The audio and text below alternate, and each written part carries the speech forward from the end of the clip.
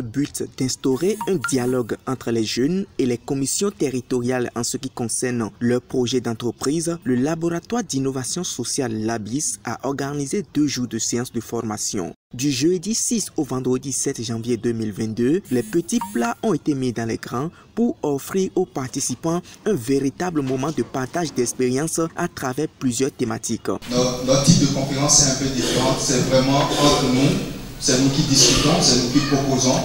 Donc il y aura plusieurs groupes, on va se répartir en plusieurs groupes tout à l'heure, on va donner les consignes tout à l'heure. Donc il ne s'agit pas d'inviter des gens qui vont nous parler des choses, mais c'est de pouvoir discuter entre nous, faire des propositions, défendre des sujets, pitcher sa solution, être corrigé afin que devant la commission territoriale, on soit vraiment prêt à pouvoir décrocher un accompagnement, décrocher une opportunité et tout ça. Les participants ont, en ce qui les concerne, posé toutes les préoccupations sur chacune des thématiques abordées. Des préoccupations qui ont reçu les réponses appropriées. Au lancement des travaux de la 2e journée, c'est l'hôtel Les Oliviers qui a accueilli les participants venus avec la même ferveur que le premier jour. Pour lancer les hostilités, c'est le rapporteur général qui va d'abord rappeler à l'assistance les grands axes abordés lors de la première journée. Hier, ensemble avec le camarade, nous avons travaillé sur l'axe employabilité et recherche d'emploi. Nous avons d'abord fait un état des lieux et l'état des lieux nous a permis de constater qu'il y a une discrimination dans la recherche d'emploi, qu'il y a une inadéquation entre formation et offre d'emploi et qu'il y a également la demande qui dépasse l'offre. Alors, les difficultés que les jeunes rencontrent lorsqu'ils vont sur le marché de l'emploi, ces difficultés-là sont liées à l'inaccessibilité aux offres d'emploi, au manque d'informations, au sous-traitement et beaucoup d'autres difficultés. Ensuite, les modérateurs et rapporteurs de chaque groupe ont présenté la synthèse de leurs travaux. Ce temps de formation était également pour les participants une occasion de faire une lumière sur les idées d'entreprise. Je demande à tous ceux qui veulent entreprendre, après avoir élaboré leur plan d'affaires, ou après avoir fait tout ce qui est nécessaire, de déchiffrer toute l'ambition en de petits trucs et de démarrer. Nous aimons trop compter sur les autres avant de démarrer notre projet. C'est ça qui nous met dans un état de colère parce que les gens ne nous soutiennent pas et on est en colère contre les gens, bien on est en colère contre nous-mêmes. L'ambition est de 2 millions. Mais si vous avez 1000 francs, démarrez. Si vous voulez vous installer dans un milieu, utilisez l'environnement. Quels sont les besoins de la population? Et si je vais satisfaire ce besoin, c'est à quel coût? Il ne faut pas rester focalisé dans un seul domaine pour pouvoir saisir les opportunités qui se présentent à vous. Ne vous dites pas que, par exemple, je suis peut-être maintenancier et je m'arrête uniquement à la maintenance.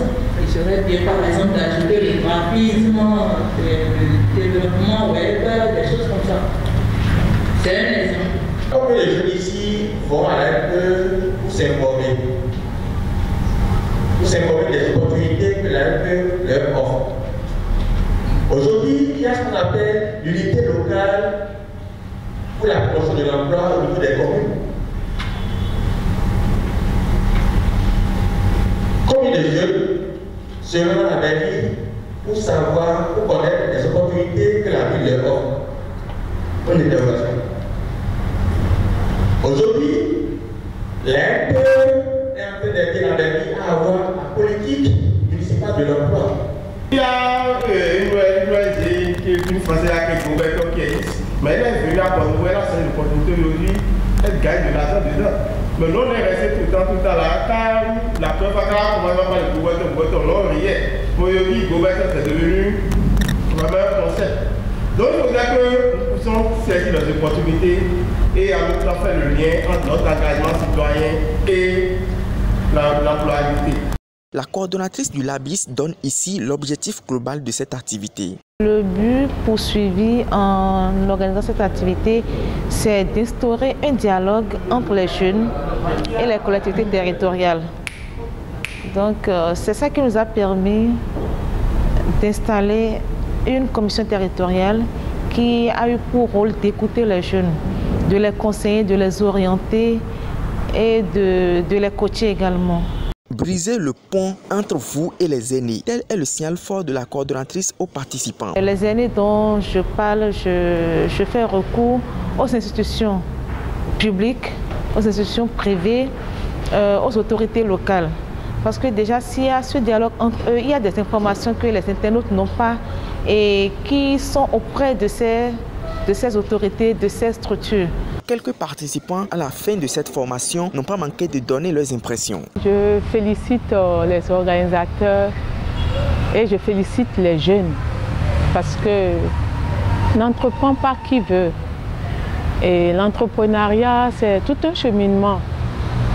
C'est un processus, c'est une démarche qu'on épouse, qu'on adopte et qu'on évolue, on grandit avec. Je constate que les jeunes ont de très bons projets, de projets innovants.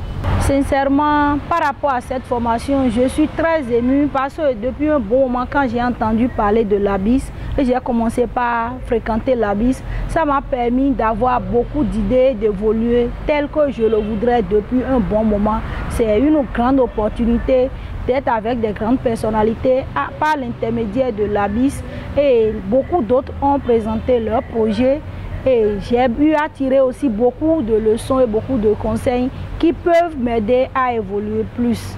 Pendant ces 2 jours, nous avons appris beaucoup de choses, notamment sur l'entrepreneuriat et sur le réseautage.